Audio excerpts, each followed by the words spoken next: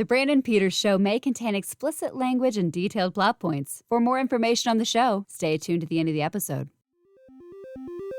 The summer of 2004 at 20. All right, welcome to the last of the summer of 2004 music video companion episodes on the Brandon Peters Show. As tradition, joining me to close out, we have our illustrious author, musician, and Captain Jingle Maker, Pres Maxson. Thanks so much for having me. I love being back. Here we are. I love being back. I love it. It ends everyone, they hear you all summer with the jingles, right, which get compliments every summer. People love them. And now I have people trying to guess what the next news jingle will be. They look at the hits from that year. Funny. And they'll be like, is it gonna be this? Is it gonna be that? I'm like, no. Which this year's I picked before, I had it almost a year before we did. I was like, oh, that's the one. Hoopa Stank, the reason. Yeah.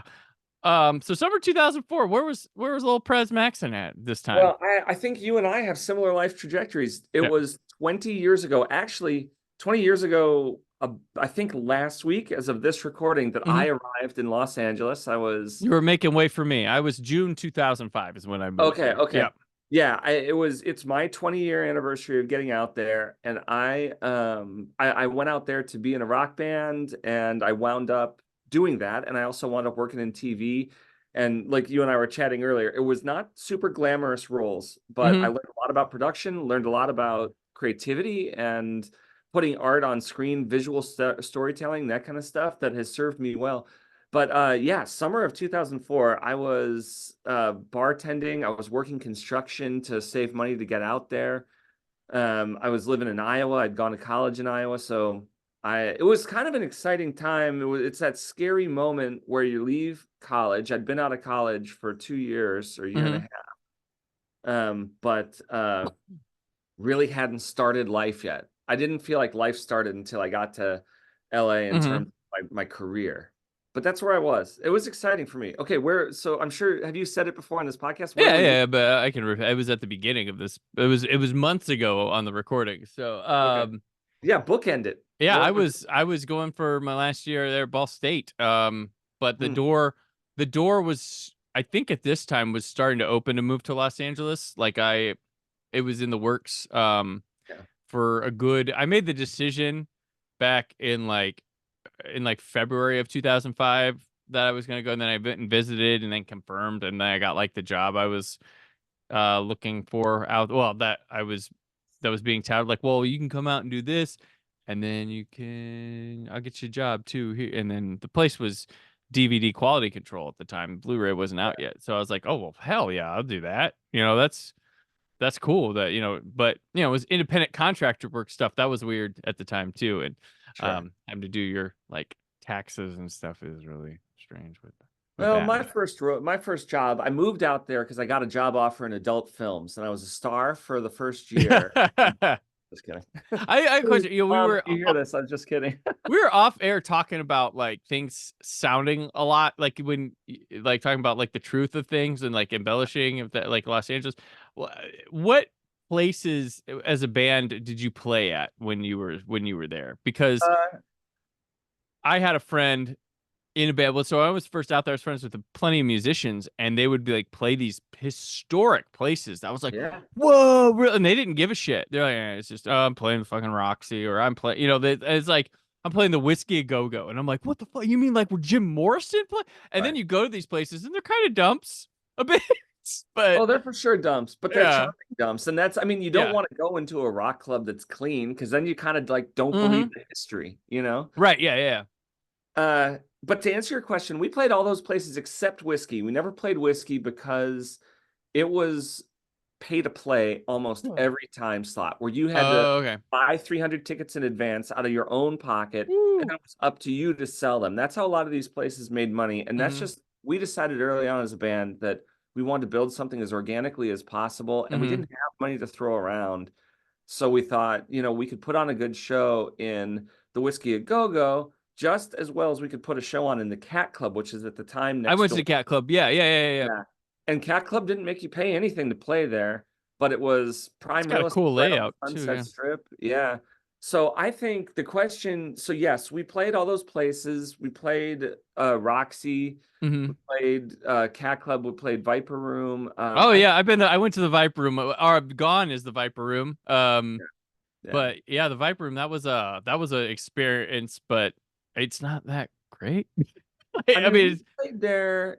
I even played there solo once, oh, and it was it was fun. And we played, I think we played there several times. I don't remember like the exact number, but we played there at least 3 times because we had 3 different bass players throughout our okay. time, and each one did a Viper gig.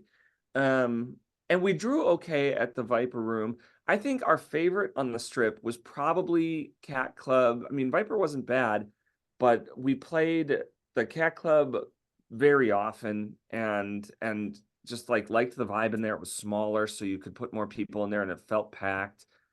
Probably one of our best shows on the Sunset Strip was the Roxy. Just the Hmm. sound was high quality. We were working with a manager who, like a booking agent, I mean, who had kind of taken a chance on us to get the gig, and we really delivered in terms of getting people there. And that was this moment where we felt like, all these places we've played, you can just walk into Hollywood and probably get a gig Hmm. somewhere.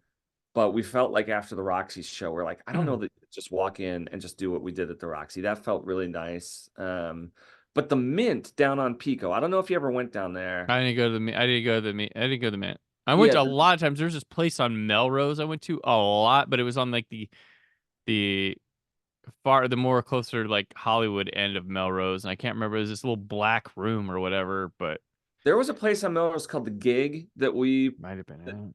that we played. There was another place that might be what you're talking about. What was it called? I don't remember. But our uh our booking agent, that same guy I just mentioned when I was talking about the Roxy, it was this place that had like a stage that was, like a foot off the ground. Hmm. Broke his foot by like jumping off the stage in a fit of Oh roll like rage. yeah. And I was just like, how did you do that, man? It's like 8 inches off the ground to a foot off the ground, not a tall stage. But anyway, yeah. So that's where we were. And you know what? To be honest, to take us to our topic today, not that I'm in any rush, but it's hard not to think about Ashlee Simpson from that era. Gotcha. I moved out there right when she Yeah. was sort of happening. And I don't know if you remember where you were, but I was watching Saturday Night Yep. Live when it happened. It was Like I so saw weird. it happen live. All right, before we get to that, Yeah. before we get to all that, because I that's definitely on the agenda. I wanted to ask you about the movies we talked about on the Monday Yes. episode real quick here. Yeah. I'm gonna guess we might go 0 for 5 here, but let's see. The Brown Bunny. Yeah, I don't know it. Never saw it. Yeah. It's the one where Chloe Savini blew Vincent Gallo on film. That was the whole conversation about that movie. And I remember hearing about that. Now Yeah. that you say that, I Yep. didn't know my title. That's that movie. Super Babies, Baby Geniuses 2. Never seen it, but fully aware of it. Yeah. It's horrible. Yeah, of course. Of course. Suspect Zero. This is an Aaron Eckhart, Carrie Ann Moss, Ben Kingsley, uh, Interesting. Silence of the Lambs kind of like FBI horror movie. It's not good. Well, bummer. I mean, I was intrigued by that cell, Uh, but okay. pass. Jet Li's Hero, which is an amazing movie. I did see that. It's Okay. been probably since like 05 or 06 because I saw it, like I rented it on Yeah. DVD. But yeah. Okay. And Anaconda's The Hunt for the Blood Orchid, the second Anaconda movie. I only saw the first Hey, Anaconda. that's what you need. That's all you need to see. Correct me if I'm wrong. I mean, you'll know this. I feel like the only movies that I probably saw in that like era in the theater was Casino Royale 04? That's 06. Okay. Or is Was it? Yeah, it's Steve 06. was Life Aquatic 04? It's 04. Yep, that comes at the holiday, like Christmas time at 04. That's in my top 10 movies of all time. It is so good. And I saw that in the theater. And I think maybe Ocean's 12 is 04? Um, Ocean's 11, not it Ocean's is. It is. 11. It is. It is 2004. Ocean's 12. I also, because I feel like that premiered in like December maybe or Mm-hmm. so. Yeah.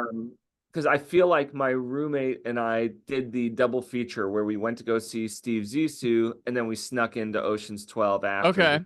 the afternoon double feature, maybe. Yep. If I'm remembering correctly. But I think, yeah, those are the, like, if Casino Royale didn't come along until '06, and that actually makes sense considering remembering who I saw it with. Um, and like probably what Dukes of Hazzard was probably like '05 or '06 Whoa. With Jessica Johnny Simpson. Knoxville and Stifler. Yeah. Um, it I'm is guessing it wasn't actually it's '04. 2005. It's the next year. Was it? Okay. Yeah, those are the only movies I remember seeing in the theater back then.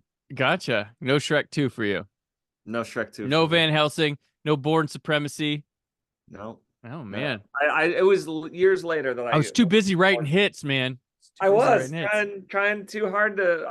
I was definitely in work mode. You asked me where I was in life. I was definitely in work mode. Like Yeah. I remember I moved there and I didn't like date. Like I didn't care. I was like, I I'm didn't too. date. No, I like having a relationship. I That was too much. didn't. Yeah. I was focused on that kind of stuff, but also like trying to like not to. It's not that sort of like looking around the corner. What's better down the? Just like I didn't want to have something that would keep me from a networking opportunity, or like I kept seeing people with like girlfriends and stuff, and then they never did anything. They both had those same aspirations, but then they didn't really. Yeah, I'm not blaming the relationship, but it was like, okay. My Uh, thinking wasn't even as calculated as that. Mine was literally just like, I don't really have time to like mhm. share space right now with somebody, like whether that's physical space or space in like my schedule. It was Yeah, like I just don't have like I was too focused. I was too into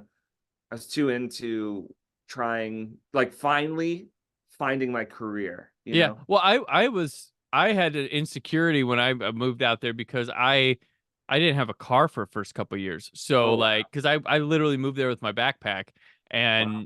and then I was like, oh, it's gonna be like New York, public transportation. And No, while I did sort of master the public transportation, it sucks out there. It is not like no. the subway goes this way and that way, and that's it. And where it drops you out, like, oh, it goes to Santa Monica, not where you want to be in Santa Monica, where it drops you off. You'll still need to get on a bus for a while Yeah. and take it down. So, but I mastered. I had a free. I lived in Burbank or North Hollywood, Hmm. and there was like a free bus system there that would take you all around to the valley. That was Mm. cool. But yeah, so that I had like, who's gonna want to date a guy they have to pick up all the time? That was like Well, I was will my thing. say that I had absolutely zero insecurities to a fault. Yeah, It was like I was pretty sure I knew who I was and I was proud of it to a fault. there you So go. I was a huge douchebag. There you go. There you go. Yeah, confident press. Right. No, like I said, the first day I moved there, I saw a movie in the theater. It was like the comfort I could have in that weird day of That's flying. cool. I went and saw, I went and had sushi because I'm like, I might have some California sushi. And That's I awesome. saw at the ArcLight Cinerama Dome, I saw George Romero's Land of the Dead. Oh, Um, cool. and it's one of my favorite movie going experiences of all time because LA audiences watching a movie are much different than here in the Midwest. Right. And yeah, I went and I was the first place. I'm like, well, you can pick your seat.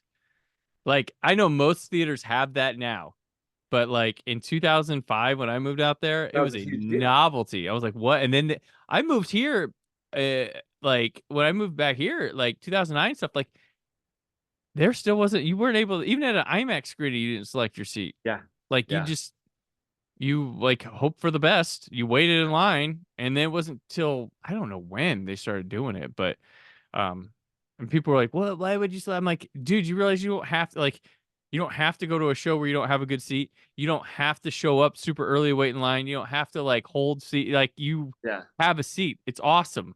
Like that's so much better." But yeah, George I don't Romero's remember what I did on my first day in town. I remember arriving. yeah. I just don't remember what I like. I'm sure I had a buddy with me who had driven with me, Hmm. and I already knew some of my roommates. They were in the band with me, and they'd shown up first.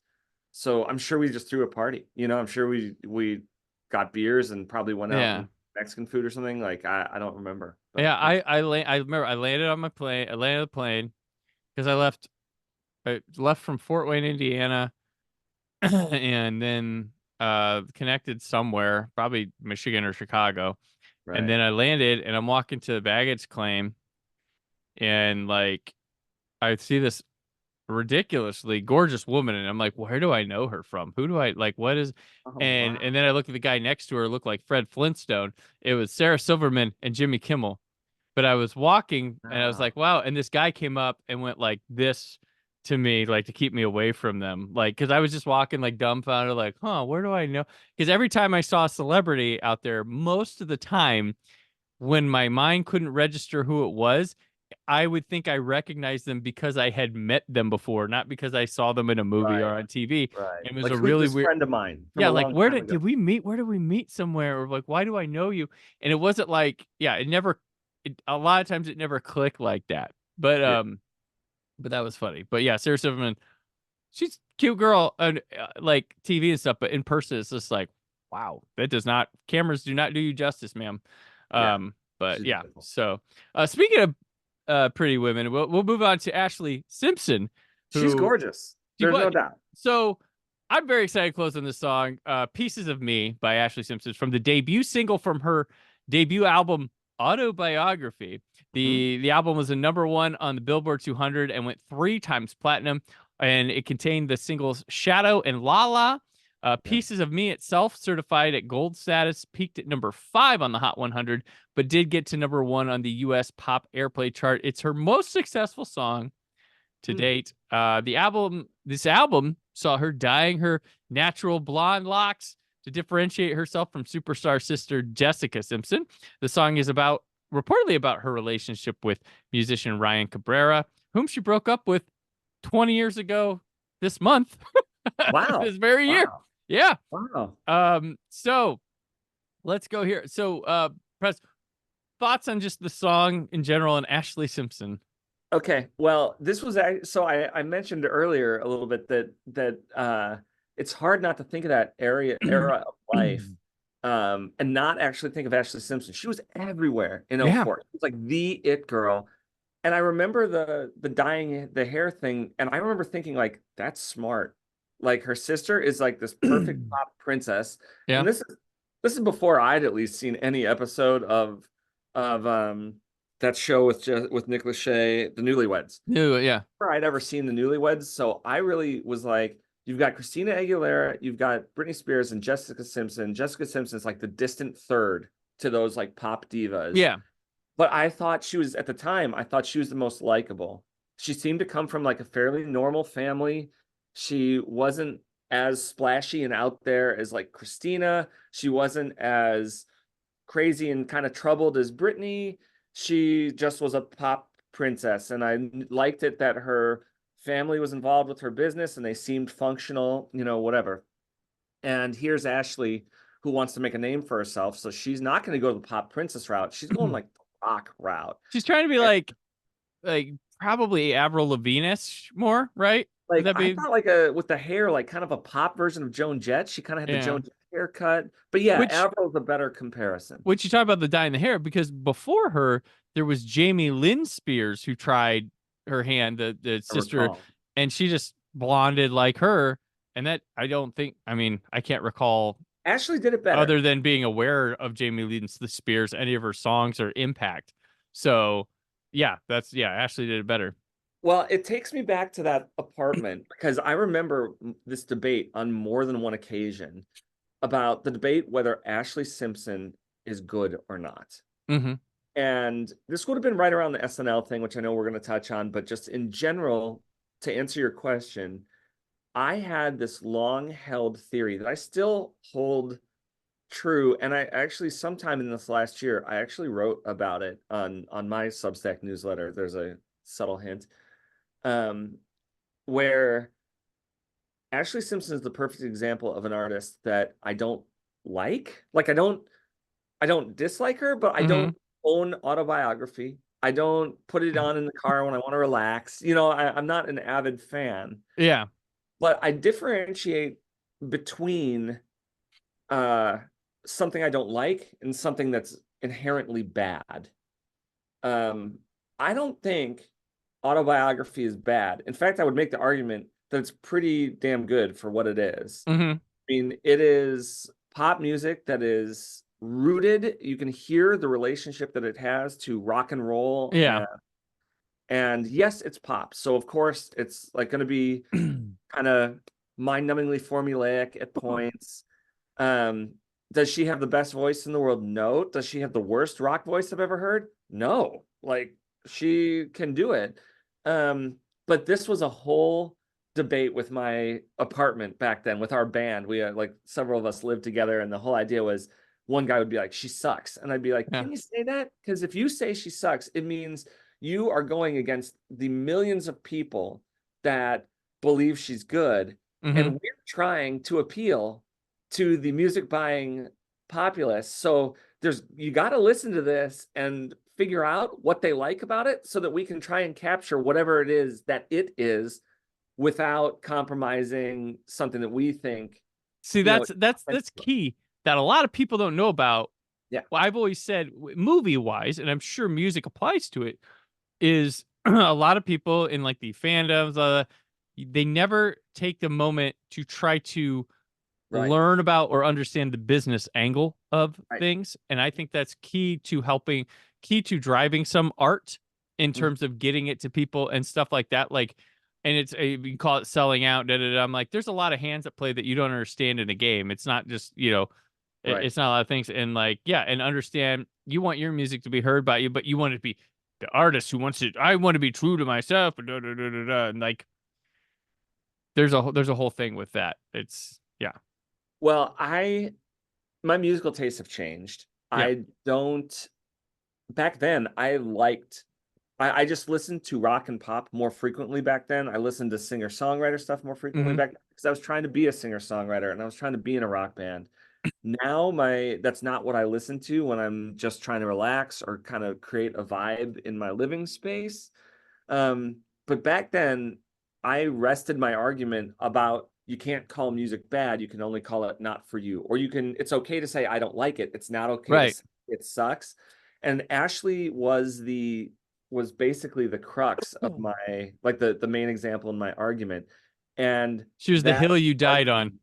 It was the hill I died on. And that argument exploded in my face one night on Saturday Night Yes. Live.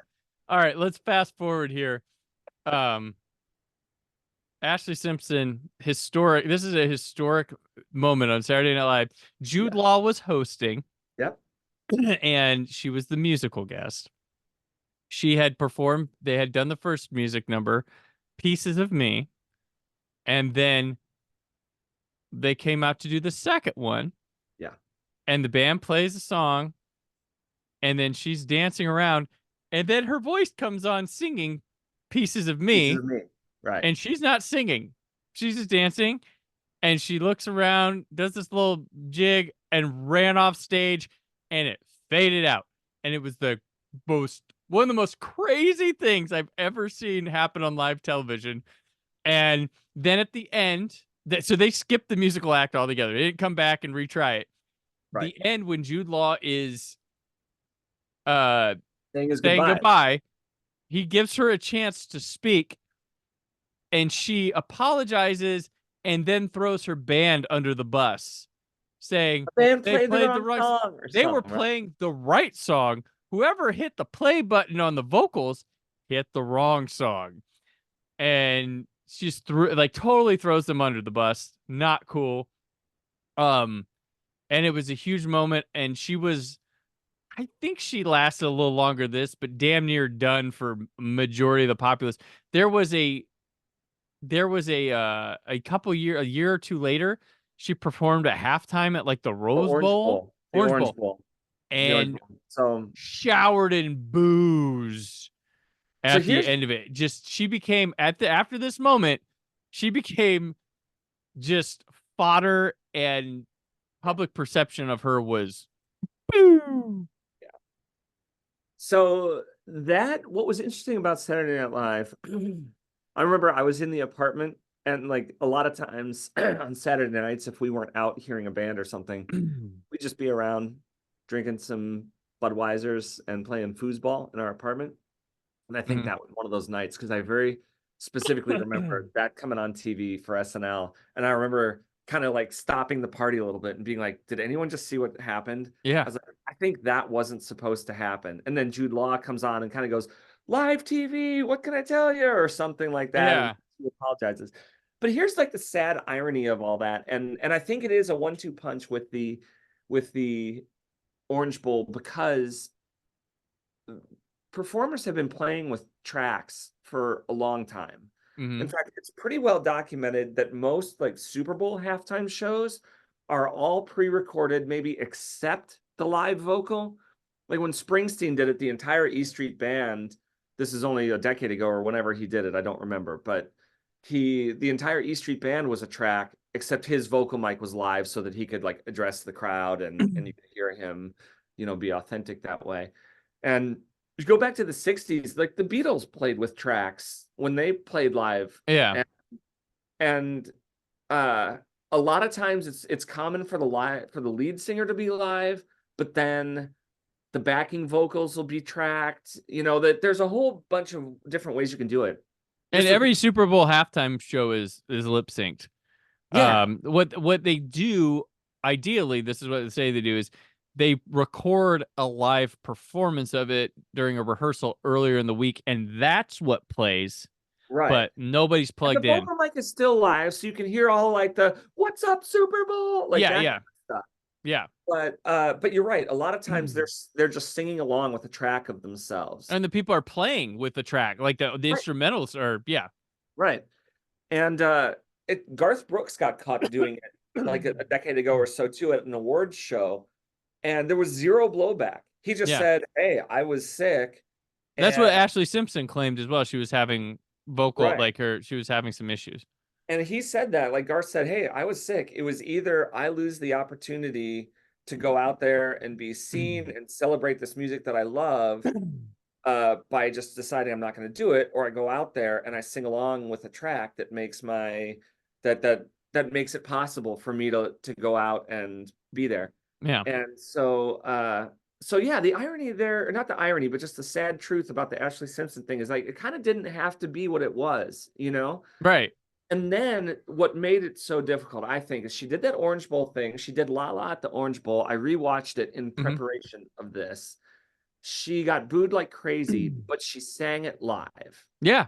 It's a major risk. And what I think it proved, you go back and you listen, and it's not, in my opinion, it's not awful. It's exactly what she is. She's not off key. She's not out of time. You can tell that she was having massive troubles hearing the band, as you would, which is why you do it with a backing track. But she sort of had something to prove. So she was not set up for success there. But if the SNL thing hadn't happened, and that did happen, I don't think she would have been canceled. I think it would have been like, oh yeah, there's another performer just like trying to do a stadium show live, which is a very difficult thing to do. So she did that, but to your point, that effectively, the 1-2 punch of SNL and getting booed at the Orange Bowl effectively ended her pop career. She had one more album in 2008 that actually did chart, but didn't chart as high as Autobiography or I Am Me, whatever her next album was, that did pretty well in between. But I don't think she's released an album since then. Yeah, I think people were just this was like her Milli Vanilli moment, I guess, if people remember that. But like she had this, and I think people were just ready. I mean, they're ready to pounce. She's a young teen, right? Wealthy, pretty, Like and seen as probably riding off the coattails of her sister, a nepo baby, someone being forced at us, and they were just ready to turn. And who knows if it was just like men on the internet being like, easy to, or, women can hate women too. It's pretty easy. But like the next year, out comes a movie called Just Friends with Ryan Reynolds and Amy Smart and Chris Klein and Anna Faris, who plays what I'm guessing is Ashlee Simpson in that movie. Have you seen it? It is Just Friends is a very popular holiday movie. Yes. Same here. I love it. I saw, so I remember, like, so I was working in QC. It was 2005. It was So I would always hang at work on Friday nights or Thursday nights. I would work late because the studios would send screeners of movies opening that weekend in the theater sometimes for like screener check discs, or New Line Cinemas would be the subtitle discs for the DVDs. And Just Friends came in the weekend it came out, and I'm like, I'm staying. And I watched it. And I could not believe the Ashlee Simpson stuff. I'm like, oh my! I was like knocking on people's door. I'm like, check this out. I'm like, you cannot believe they are like 100% going after Ashlee Simpson. This is insane. And I'm pretty sure that's came from. And then that movie was a solid hit. I mean, it did 32 million domestically, which I'm sure the budget wasn't much at all for it. But that is, that might be my favorite Ryan Reynolds movie, honestly. Really? Yeah. Oh, it's so funny. And When Anna Faris kisses, that's one of my favorite moments. when she what? Kisses like a cat. Oh yeah, yeah. She hisses at the girl. Yeah, I think that's so funny. And it's like the little brother's like, "You're so hot." I know. Like, what's her song in that? It's something like Forgiveness. Forgiveness. That's it. And then there's mall people. Mall people, they come and go. Mall people, they just don't know. Like, oh, that movie is so. That's a recommend from this one. Is the summer turning 19 years old this November. But I got that. So and I think that helped punch just confirm people. Oh, we all think this way about Ashlee Simpson, and who knows? I saw her actually I saw her at the Tower Records in Hollywood doing a signing. I saw her in person. Like, I didn't go up and meet her, but I said there was something going on there. So I walked in and I walked back and I was like, oh, Ashlee Simpson, pre-nose job. That probably didn't help either. She got a nose job within a couple years of this album coming out. And that's always, and you could tell it wasn't like, right. So something different, but like she looked good pre-nose job. Like, she had gone when I saw her. She had gone back to blonde. Possibly cute girls back then. I thought she was cute. I thought I liked her better. Her sister, who was the like queen of the world for a few years. Yeah. They all had. It was funny because the pop girls had all their. So you had Britney, who was probably all around the queen of them all, and Christina, who was right up there with her, but the little more edgy one. Yeah. Naturally edgy. It wasn't like this, Britney just taking a shift or whatever. Christina was always there. And then you had Jessica, who had hits, but I think she came, her reality show really pushed her, and she did a Dukes of Hazzard movie and a Dane Cook movie. And then you had Mandy Moore, and Mandy Moore was like, but I think Mandy Moore really was the best actor of all of them. I don't think there's a doubt about that. I think Mandy Moore is my favorite of the bunch. Mm-hmm. I think musically, she had Candy, and I can't remember any other songs of hers. But I'm not a fan of the pop stuff. But as she grew up, she had other stuff that I liked, and I don't know. And she seemed to be the one with like a normal head on her shoulders too. The others probably due to like having a life like that, mental issues come to the surface, and it's not fair to them for the most part because of how they were treated, the life they went through. But Mandy Moore seemed to get out of the gauntlet the best, maybe because maybe she had a better gauntlet, or just her path was different, but like she seems to be the one that's like kept it together. Here's listening for anyone who wants to go back to the era. Mandy Moore did a song that I don't know if it's available to stream these days or not, but it's called "I Could Break Your Heart Any Day of the Week," and it is chef's kiss pop song. Gotcha. Was there a fifth one of them during this time, or was that the four? I'm sure there were 1,000. Some failed attempts. Yeah. Because like it was really weird that late 90s period where, we were cycling back through New Kids on the Block and Debbie Gibson all of a sudden. It was wild. Like, it was like, okay, well, end of the 80s we did this, so let's finish out the 90s with more attempts at this. So I will say that Mandy Moore did an acoustic at the Amoeba Music there on Sunset. Oh, okay. And she did a cover of Paul Amoeba McCartney. ruled. I know. She did a cover of Paul McCartney and Wings, "Let Me Roll It," and that's when she stole my musical heart back then. And now I'm proud of the fact that like my kids love her because of Rapunzel. No, not Rapunzel, Tangled. Yeah. So yeah, Rapunzel, but yeah. Gotcha. Yeah, and then people loved This Is Us. That was like the Oh, the people the love it. show. Yeah. And she was a staple of that. She was in this summer of 2004 at 20, she was in Saved, which is an awesome movie. Sadly Same. still holds up today. Oh, okay. But Why it's is that with its sad? I'm huh? glad for her. Well, I mean, it's about, awful stuff with religion and things. So I see. it's still, it could still be seen as, it could still be helpful to people today, which I guess that's good that, you could still shine a light like that, but it means we've learned nothing. I don't know It's- why. I don't know why, but when you said there was a movie called Saved, I immediately thought of like a helicopter rescue at sea. oh no, no, no. It's about yeah, it's about evangelical stuff and their views and stuff and having Well, issues. one thing we haven't mentioned about I never met Ashlee Simpson or saw her in life that I know of, but she was married to Pete Wentz from Fall Out Boy. Yep. That was I yeah, think that was the that thing. was one of the things that put both of them on the map. I mean, Yeah, I think Fall Out supposedly Boy got a huge boost from yes, him with her because she was on like her reality show and stuff. right. Yeah. And the one person I know that did, other than you, that did bump into her in life was at a rehearsal studio, and she was sort of hanging around with Pete back then, you know. Gotcha. But I do remember that she dated Ryan Cabrera, and I feel like there was maybe somebody else famous in there that I'm not remembering. Oh well.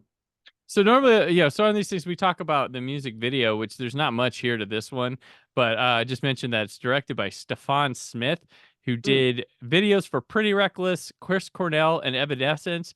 But he was the visual effects compositor for My Bloody Valentine 3D, Terminator Salvation, the Oh, remake of Taking of Pelham 123, 13 Hours, and he's been doing Law and Order SVU and all those Chicago shows like Chicago Fire, Chicago is there medical, whatever, and then the show the FBI. So visual effects person did this, but this is just her in the studio, um, well, and just home video stuff. Kind of be like, look, it's me. Like this is a common music video thing.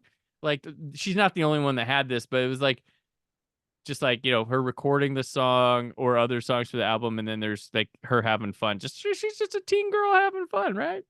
Living the so life. yeah, talking about the music video itself, I'm seeing, and I don't know, you have a better eye for film than me, but I'm seeing three things. I'm seeing basically a set of shots from a live band studio session, which is clearly staged. They're not probably making any noise. But because there's no separation between any of the players, so you're never Yeah, recording music live that way. Like she's standing 2 feet from a drummer who's just like going yeah, nuts. You know, it's yeah. like you'd never record a vocal that way. Nope. So you have a set of shots from that. Then you have in the same wardrobe with the punk across the shirt, you have her in a essentially a vocal booth, but also probably not a live session like at all. Like you're not trying to convince anybody that she's actually recording the song because she's spending half the time like mugging at the camera and Yeah, like touching herself, like her shoulders and her the neck. And mock studio recording. right. So you have essentially two separate shoots for that, right? Hmm. And then, like you said, interspersed home movie stuff that looks like it was shot on high eight or something.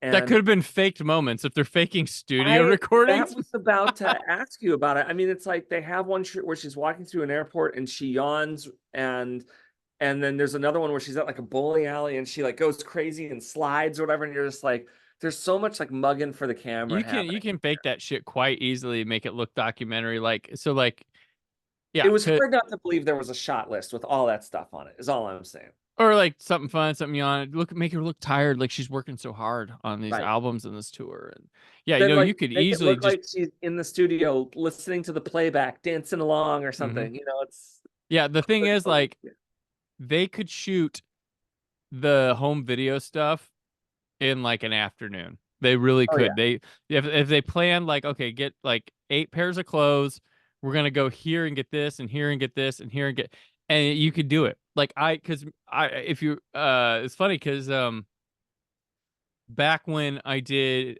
was doing my promo videos a lot, I did the my favorite, maybe my one of my favorite ones is the decline of podcast civilization, when I did the decline of Western civilization. But I made a fake documentary, just like it was like a 8-minute video, but literally I went out and shot random stuff with a bunch of different clothes in a day to make it Right. look like different things, and it worked. And I took my daughter with me. At the time she was 6. So I was like, you know what? I'm gonna tell her to film me, and she's gonna do her best to be as still and good as she can, but she's still gonna be a little shaky, and it's gonna grab that documentary footage look, and it was Right. perfect. It was Oh, perfect. She was perfect. And like, and this is during COVID, so we're just driving random parking lots, all sorts of different places, and getting it. And we literally took like 3 hours, but it made it look like all sorts of footage and stuff, and yeah. it was fun. But yeah, you can fake that stuff as genuine as you want to come across. And even when, yeah, using V8, like high 8 or whatever, mini SD or whatever, um, cameras to make it look genuine. Like, and they probably took a day to shoot that studio stuff just to get it right, because that's the more film. But like, hey, we can put the wind target thing there and make it look like she's really recording. She got headphones on, so they're seriously recording. I felt like it was probably a 2-day shoot. One of the studio stuff, Yeah. and one of the outside stuff. But the more I watched it, the more I was like, this does not feel like an art piece. This feels like, a pretty standard music video for someone of her genre back then. I think in summary, I think my thoughts just in general in summary are that she was right for the moment. I do think she was Yeah. right for the moment. I'm not surprised that there wasn't a lot of longevity there. If she came out with an album, I'd probably listen out of curiosity to like the first song and a half. But Yeah. like I already stated, that's just not, I just don't listen to a lot of pop anymore. I don't Yeah. listen to a lot of like vocal driven pop anymore or anything. But I think she also got a little bit of an unfair shake. Yeah, You know? she was thrown out in the trash real quick. Like real Yeah. quick. Like it's And like I think that's a shame because there's a lot of other pop music stars who did everything she did and might have done it a little worse and somehow stuck around. yeah. So I I I think don't have any people ill feelings for her. I think people didn't feel bad too, because they're like, well, her sister's wealthy, her parents are wealthy, she's fine. We'll throw her Right. out, that kind of thing.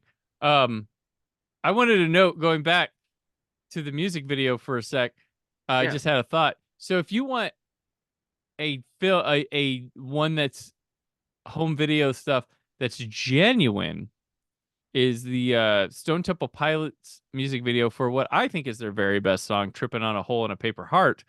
Scott Huh. Weiland had gone back to rehab, and they had to delay their tour and put out a single. They didn't have a video for it, so they just used home movies made during the recording of, and maybe a previous tour of that album, and used that as the music video. And that's easy because the song is just over 2 minutes, I think. It's a really short one, but it's all like home movies of them, but they don't fake some studio stuff. There's literally no studio to sync up with it. But that's what they use for that. And I believe that one to be genuine, of course, Interesting. rather than just quote there. But I do prefer that kind of stuff. I mean, I'm not a huge music video guy in the first place, but I kind of just prefer the performance of the song instead of, I mean, I would almost like to see just a band playing live in front of an audience, mhm. shot in an artful way, instead of music videos that have plots and characters and stuff. I mean, I'm entertained by a lot of stuff. I'm not Mhm. just, I don't want to just throw a blanket statement over an entire genre of music video, but that's just like Ashlee Simpson. Like I don't back back in the day, I didn't put on, what was it on VH1 or MTV in the morning, Fresh Start or whatever the show was in the Yeah, morning. I just ran music videos. It was never the kind of thing where I just had that stuff on all the time. gotcha. Gotcha. Um, Yeah, I just never. I think I enjoyed. There are degrees, certain Britney Spears and Christina Aguilera stuff I enjoyed, but the others I was just. And I thought "Pieces of Me" was a fine song back there. It got stuck in my head a bit Sure. with No, it. I used her to defend Yeah, why you stood on a I hill. yeah, I mean, like I had no issue with her, and I think now if I talked to those same roommates, I mean, we are all Yeah. still in touch, but if it came up again, I'd have to eat some crow. Yeah. Well, Probably, yeah, but like also, we get older, and I find comfort and enjoyment in songs that have long passed by that in the moment I didn't care for or listen to, but now I'm like, yeah, what was I thinking? Like, oh no, uh, for sure. There's a lot of songs that there were bands that I just wasn't sort of musically mature enough to get into back then. hmm Also, I will say, I mean, I play with some other friends of mine in a 90s and 2000s cover band. And these are songs that I love to play, but I don't listen to right. for recreation anymore. I love to play them because I know them and it takes me back to high school and college, but I don't just get back in the car and start listening to a ton of Counting Crows or Stone Temple Pilots. I mean, I Well, like it, but yeah, it's not my love language anymore. it's funny because there's stuff like I listened to way back in the day that I don't really care to listen to now, like an Alice in Chains. I was Sure. like monumental band back then, and then the perfect encapsulation. The movie's not very good, but there's that movie, This Is 40. Do you remember that with Paul Rudd? Yes. And there's that Yeah. scene where he's trying to talk about music and he's like playing Alice in Chains by himself. I'm like, yeah, that's about right. Yeah. It's Yeah. like, yeah, He tries to sign Ryan Adams in that movie. Yep. yeah. I was like, yeah, that's about right. But yeah, like so I'll go back and like pop songs from back then, like because I was like, oh, pop music. But Right. now I'm like, yeah, I'll pop on like Britney Spears or something. And funny right now, taking the world by storm is the resurgence of Bye Bye Bye by NSYNC from Deadpool and Wolverine.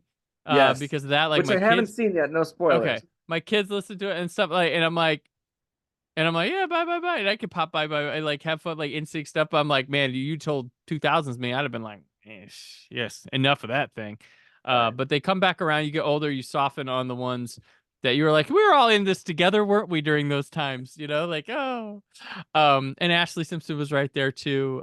Which this video was nominated at the 2005 VMAs for Best Pop Video, which lost to Kelly Clarkson for Since You've Been Gone. Yeah, and you know what? Kelly Clarkson played the Orange Bowl after Ashlee Simpson, Mm-hmm. tried to sing it live, also had a slew of technical difficulties, and turned in Kelly Clarkson's a better singer than Ashlee Simpson, but turned in an equally flawed performance. Yeah.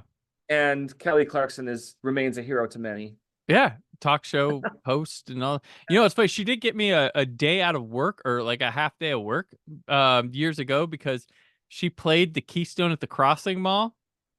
And they expected a huge crowd. My office at the time where I was at working was like right off by like I could walk to Keystone at the Crossing Mall. And they're like, we just need as much parking available and da da da. Like so I went home at like lunchtime for the day that day because Kelly Clarkson was playing the Keystone at the Crossing Mall.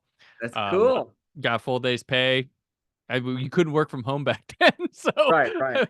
it was pretty awesome. Thank you, It was a Kelly gift. Clarkson. Which, yeah, they do have concerts there, which I think is a strange thing. I'm like, where are they doing them? Like, but Mall concert has existed since the 80s, and yeah, that's a cool thing, honestly. But yeah. I just like I went and saw the only thing I've seen in a mall when I was growing up in Fort Wayne, Indiana. They brought like Where in the World is Carmen Sandiego had a tour, Wow. and they came to the Fort Wayne Glenbrook Mall, and we went and saw it. And they had Greg from the show. The host was there. They did not have acapella, and the woman, the hey gumshoes, she was on recording, but they had Greg. They did the whole thing, and then you could meet Greg afterwards. And my sister met him, and we were in line, and like they like on PBS, they would have like they're like between commercials, like you're watching PBS. They'd have footage of that. And it was the footage of my sister getting the autograph from him. Well, So I feel like it's a whole other episode talking about like the cultural mall culture. Yeah, like Mall just the people, they cultural come and go. phenomenon Mall of people, what they the just don't. Right. No, it was all irrelevant. Yeah, I was Uh, a mall rat when I got my license. Boom. I probably for every 50 trips to the mall, maybe I bought something, but I don't know that I ever would have called myself a mall rat, but I definitely hung out in malls mhm. way more then than I did now. That's for sure. Like it was like a place that wasn't just a place. It was a community center more than it Mhm. was shops. I don't know. That, like I said, that's a whole other discussion. Yeah, and I'll tease this. I don't know if I'm going to do anything with it, but in the fall, speaking of malls, my family were taking a trip, planning on taking a trip to the Pittsburgh area to see the mall from Dawn of the Dead. So, Cool. yeah, look for it. I might do some with that. I might not. I don't know. I've always wanted to see that and the cemetery from Night of the Living Dead, and they're out there. Oh, And cool. I was gonna do it in the summer, but plans changed, and now we're looking maybe fall break. Yeah, yay for my kids. They're gonna go see a mall, which I my love son's it. seen the movie, and he was like, "I want to see that mall." Like it doesn't Oh, look like it now, but we're gonna check it out. So nice. very cool. Well, Yeah. Prez, I appreciate you coming and talking all things this 2004 nostalgia trip, and thank you for the wonderful jingles we get every year. Hey, Um, I love Next year doing is it. 2015 at 10, so get your brainstorming Oh my on gosh, that that. wasn't that long ago. Oh no. And yeah, if you want to do Taylor Swift, she has 2 songs that summer, um, Well, for the well, news no jingle. spoilers. We'll find out. I hate to say this, man. We haven't talked in a long time, but this we're gonna see each other again this year. I Yes, we mean, are. we're gonna do Saturday of the Jackal, and then It's coming. maybe we turn that into something for those listening that don't know, and you've made it this far. You deserve to know that we are starting the first ever Day of the Jackal convention. If they've To been listening to the show since the beginning, they know. They know, yeah. And then, of course, I'm going to see you again right around the holidays Yes, I've been when waiting for we this. review the movie Christmas Comes to Willow Creek, which was the reunion of the actors from Dukes of Hazzard, Bo and Luke Duke, All John right, Ritter and Tom Wopat, in a heartwarming, I'm Christmas. excited for that. I was like, what's he gonna toss up? I was waiting for it. Yeah, that's Oh, it. wait, okay, very cool. Christmas Comes to Willow Creek, coming to you reviewed this December. This December on the Brand Peter Show. Very looking forward to that. Okay, where can people keep up with you in the meantime? Thanks for asking. My 2 spots are on Substack. You can find my Substack, Pres Maxson. I write there. And you can find me on Instagram at Pres Maxson. And I've got another book in the works, but my most recent book is Bastards of the Revolution. Bastards of the Revolution. Really happy with it and excited to have it out in the world. So yeah, give it a look. Awesome. All right, and I'm on the socials at Brand4KUHD. PopCon Louisville is right now, today. So come say hi on the podcast stage. Whoop, whoop. And oh, is it on the no? It's today or next. I can't remember. It's happened. No, it happened last weekend. So be prepared to hear recordings from it. And I'll be at Doctoberfest this coming October. Monday, Scott, Aaron, and I put the final touches on the summer of 2004 at 20 with our epilogue episode containing a surprise movie discussion. And what is it? It's a 2004 movie. And I'll hint that it comes from September of 2004. All that more as the summer of 2004 at 20 concludes.